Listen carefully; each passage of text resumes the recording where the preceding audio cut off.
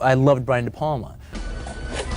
Brian De Palma's Blowout, I think it's one of the greatest movies ever made. It's Brian De Palma's finest film. Quentin Tarantino has an encyclopedic knowledge of cinema. He's seen everything, analysed everything, and stolen from everything to create his own twisted masterpieces. But out of thousands of films, 5 movies stand above all others in his mind. These aren't just his favourites, they're his obsessions. The films he's watched hundreds of times, quoted endlessly, and used as blueprints for his own revolutionary career. One he calls the ultimate movie.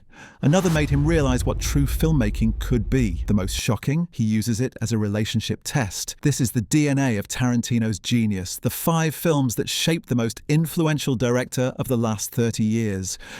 And his reasons for loving them will change how you see cinema forever. Quentin Tarantino doesn't just watch movies, he devours them. Every frame, every cut, every line of dialogue becomes part of his cinematic vocabulary. But 5 films transcend mere influence to become the foundation of his artistic identity. Understanding these choices reveals the secret behind Tarantino's success. Each film taught him something essential about storytelling, character, or pure cinematic power. They're not just entertainment, they're masterclasses in everything he values about the art form. Number 5, Blowout, 1981, directed by Brian De Palma. Starting our countdown is Blowout, Brian De Palma's masterpiece that Tarantino calls just perfect. This paranoid thriller about a sound engineer who accidentally records evidence of a political assassination represents everything Tarantino loves about pure filmmaking craft. Brian De Palma's masterpiece, just perfect. John Travolta never topped this, Tarantino has declared repeatedly, and his admiration runs deeper than most realize. What captivates Tarantino about Blowout is De Palma's technical mastery combined with genuine emotional stakes. The film's split-screen sequences, elaborate tracking shots, and sound design innovations showed him how visual storytelling could be both artistic and visceral. De Palma understood that movies are about movement and sound as much as dialogue. Can we just leave me alone about all this? I wish I was the only one you had to worry about. Tarantino explained in a film school lecture. Blowout is a clinic in how to use every tool in the filmmaker's arsenal. The film's influence appears throughout Tarantino's work, from the paranoid atmosphere of Jackie Brown to the technical precision of Kill Bill. But it's the emotional core that truly impressed him. How De Palma made audiences care about characters caught in impossible circumstances. Tarantino's obsession with the film extends to John Travolta's performance, which he considers the actor's finest work. When he cast Travolta in Pulp Fiction, he was specifically trying to recapture the intensity and vulnerability that made Blowout so powerful. Brian showed me that genre movies could be personal, Tarantino has said. You could make a thriller that was also about loneliness, guilt, and the price of trying to do the right thing. Number 4, His Girl, Friday, 1940, directed by Howard Hawks. His Girl, Friday represents Tarantino's love affair with dialogue and rapid-fire delivery. Hi, Skinny. Hello, Ruth. Hello, Maisie. Hello, Hildy. How are you? Tell me, is the Lord of the Universe in? Howard Hawks' screwball comedy masterpiece taught him that words could be weapons, seduction tools, and pure entertainment all at once. The best dialogue ever written. This film is pure energy, Tarantino has proclaimed, and his reverence for the film's verbal gymnastics shaped his entire approach to screenwriting. What amazes Tarantino about His Girl, Friday is the sheer speed and intelligence of the dialogue. Characters interrupt each other, finish each other's sentences, and engage in verbal combat that's both hilarious and deeply revealing of character. Hawks understood that people don't speak in neat, complete sentences, Tarantino explained in a screenwriting masterclass. They overlap, they compete for attention, they use words to manipulate and seduce.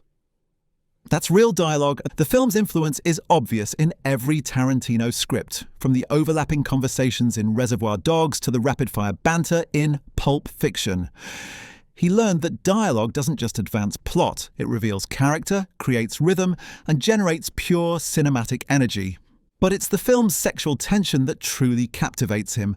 The relationship between Cary Grant and Rosalind Russell crackles with intelligence and desire, showing Tarantino how romantic chemistry could be built through words rather than physical attraction. His Girl, Friday proved that the sexiest thing in movies is intelligence, he said. When two smart people verbally spar, that's more erotic than any love scene. Number 3, Taxi Driver, 1976, directed by Martin Scorsese. Taxi Driver holds a special place in Tarantino's heart because it represents the perfect marriage of character study and genre filmmaking. Martin Scorsese's masterpiece about urban alienation and violence showed him how personal obsessions could become universal stories. I can recite the whole script. I'm obsessed with every line, every shot, Tarantino has admitted, and that obsession runs through every frame of his own work. What captivates Tarantino about Taxi Driver is Travis Bickle's unreliable narration and gradual descent into madness. That's nice. What can I do for you? I'd like to know what your name is. What's your name? The film's subjective point of view taught him how to make audiences complicit in morally questionable behavior. Scorsese made you understand Travis without excusing him, Tarantino explained in a film analysis. That's the holy grail of character writing, making the audience empathize with someone they should probably fear. The film's influence appears in Tarantino's fascination with violent anti-heroes and morally ambiguous protagonists. From Mr. Blonde in Reservoir Dogs to the bride in Kill Bill, his characters often walk the line between hero and villain. But it's the film's exploration of masculinity and violence that truly resonates with him. Taxi Driver showed how violence could be both cathartic and destructive, a theme that runs through every Tarantino film. Martin taught me that violence in movies isn't just action. It's psychology, he said. The most powerful violence comes from character, not choreography. Number 2, Rio Bravo, 1959, directed by Howard Hawks. Rio Bravo represents Tarantino's most personal cinematic obsession, a film he's used as a litmus test for romantic relationships and artistic integrity. Howard Hawks' Western masterpiece embodies everything he believes about filmmaking, masculinity, and pure entertainment. When I'm getting serious about a girl, I show her Rio Bravo, and she better fucking like it, Tarantino has famously declared, revealing how deeply the film has penetrated his personal philosophy. What makes Rio Bravo special to Tarantino is its rejection of traditional Western heroics in favor of character-driven storytelling. John Wayne's sheriff isn't a superhuman gunfighter. He's a professional doing his job with the help of unlikely allies. Hawks understood that real heroes aren't perfect, Tarantino explained in a genre analysis. They're competent people who do what needs to be done, even when they're scared or outnumbered. The film's influence on Tarantino's work is profound, from the ensemble dynamics of Reservoir Dogs to the professional camaraderie in Jackie Brown. He learned that the best action comes from character relationships, not spectacular set pieces. But it's the film's leisurely pace and confidence in its own storytelling that truly captivates him. Rio Bravo takes time to develop relationships, explore character motivations, and build tension through dialogue rather than action. Howard taught me that audiences will follow you anywhere if you give them characters they care about, Tarantino has said. You don't need explosions every 5 minutes if you have Dean Martin singing to Angie Dickinson. Number 1. The Good, the Bad, and the Ugly. 1966, directed by Sergio Leone. At number 1 is The Good, the Bad, and the Ugly, the film Tarantino calls the ultimate movie. Sergio Leone's spaghetti western epic represents the pinnacle of cinematic achievement in his mind. Glad they got him. A man guilty of all those crimes. People with ropes around their necks don't always hang. What do you mean? Even a filthy beggar like that has got a protecting angel. A perfect fusion of visual storytelling, character development, and pure entertainment. The ultimate movie.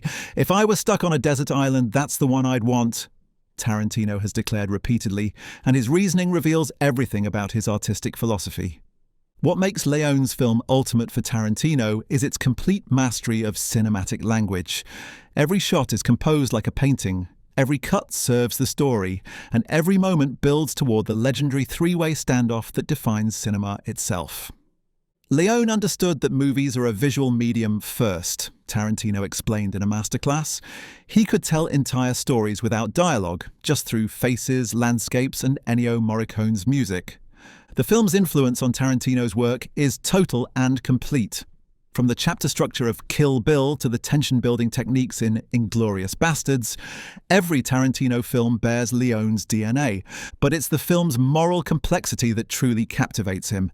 Despite its title, the three protagonists aren't clearly good, bad, or ugly.